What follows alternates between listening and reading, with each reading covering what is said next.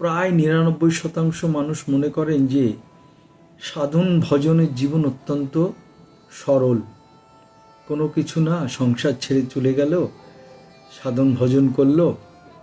কিন্তু এই সাধন জীবন যে কতটা কঠিন, কতটা কষ্টকর, সেটার আইডিয়া কিন্তু কারণ নেই।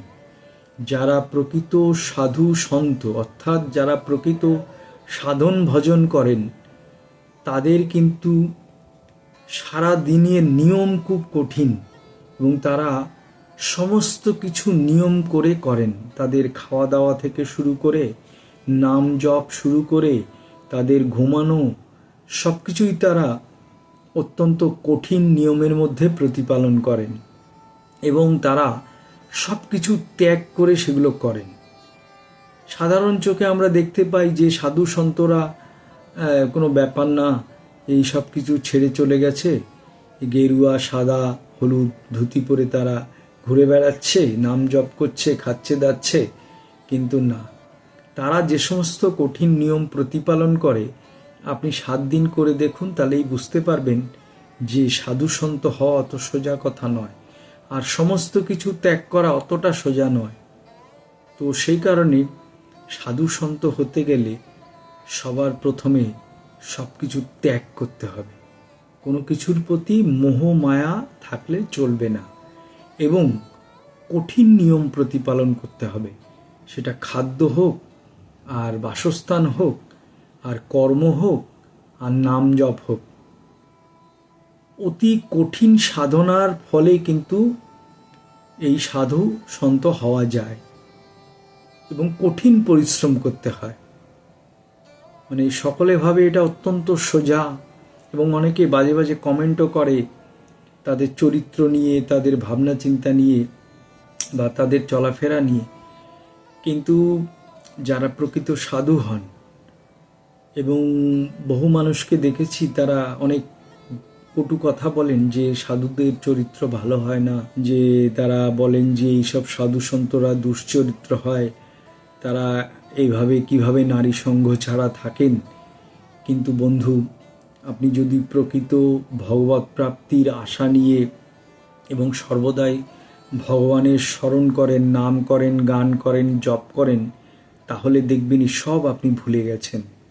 আপনার শরীরে কোনো রকম এই ধরনের ইচ্ছাও জাগবে না, মনেও ইচ্ছা জাগবে না, এবং খাওয়া দাওয়াও কিন্তু আপনাকে সঠিকভাবে করতে হবে।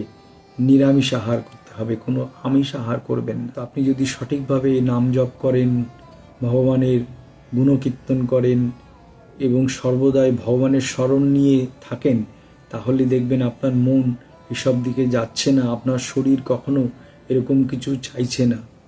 সে সবসময় চাইবে ভগবানের নাম গান করতে, ভগবানের প্রার্থনা করতে। তো সেই কারণে এই যে কিছু কিছু হয়তো খারাপ মানুষ আছেন যারা সমাজে হয়তো ডুপ্লিকেট সাধু সেজে অনেক খারাপ কাজ করেন, কিন্তু প্রকৃত যারা সত্যিকারের সন্ত সাধু, তারা কিন্তু এসব কাজ করেন না। তারা মাতৃজাতিকে নিজের মা মনে করেন। তো সেই কারণে প্রত্যেকের কাছে অনুরোধ, আপনারা যে কোনো সন্ত সাধুকে দেখে বাজে মনোভাব বা বাজে কমেন্ট করবেন না। সকলেই খারাপ নয়, পৃথিবীতে খারাপ মানুষ তো আছেই।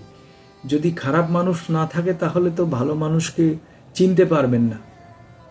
তাই সমাজের যে সমস্ত খারাপ সাধুরা আছে, তাদেরকে দেখলেই তো বুঝতে পারবেন যে ভালো সাধুরা কারা। তো খারাপ সাধু থাকলেই তবে তো ভালো সাধুর বিচার করা যাবে।